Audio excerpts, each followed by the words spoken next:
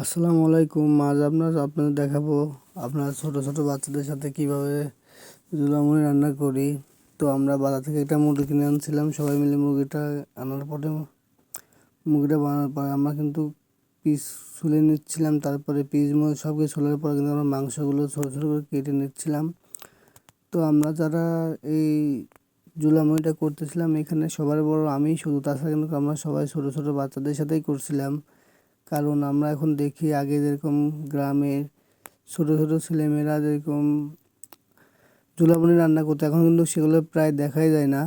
তো আমরা সবাই মিলে উদ্যোগ নিই যে আমরা সবাই মিলে আজকে জুলামুড়ি রান্না করবো। তো আমরা সবাই বাড়ি থেকে চাল উঠাই এক কোটা করে, আর অল্প কিছু টাকা নিয়ে একটা মুরগি কিনি।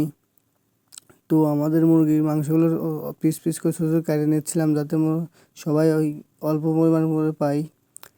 তো যেহেতু আমরা সবাই মিলেই উদ্যোগটা নিতে, তাই আমরা সবাই মিলে যে যার মতো পারছি কাজ করতেছিলাম।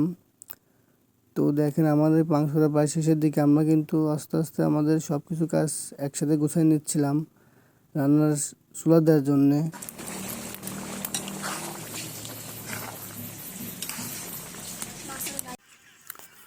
তো আমাদের মাংসটা রান্না শেষে আমরা এখন আমাদের খিচুড়িটা চুলায় দিব। তো প্রথমে আমরা পিস দেওয়ার পরে এখন আমরা চালগুলো দিয়ে ভালোভাবে নিয়ে নিচ্ছি রান্নার জন্যে। তো আমরা সবাই মিলে চেষ্টা করি যাতে আমাদের রান্নাটা একটু সুস্বাদু হয়। তো দেখেন আমাদের চুলায় দেওয়ার পরে খিচুড়িটা কিন্তু আমাদের চালটা আস্তে আস্তে ভাজিয়ে নিচ্ছিলাম, যাতে পুরো শেষ হয়ে যায়। আমাদের রান্না শেষে আমরা সবাইকে কলা পাতায় খাইতে দিয়েছিলাম, যাতে সবাই মিলে আগেকার দিনে যেমন মানুষ সবাই জুলামুড়ি করে কলাই পাতা খেতো, আমরা সবাইকে কলাই পাতা দিয়েছি। এখন দেখেন আমাদের সেই ছোটো ছোটো বাচ্চাদের সাথে আমরা জুলামুড়ি করছিলাম। এখানে শুধু আমি বলতে, তাছাড়া সবগুলো আমার ভাই ছিলেন ছোটো ছোটো।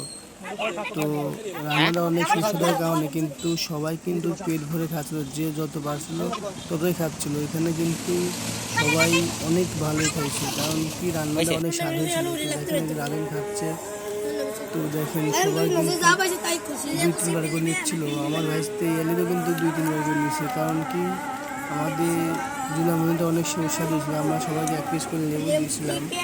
তো আমরা কিন্তু বাকিরা পর্যন্ত আমরা সবাই মিলে একটা ফাঁকা জায়গায় বসে খাচ্ছিলাম।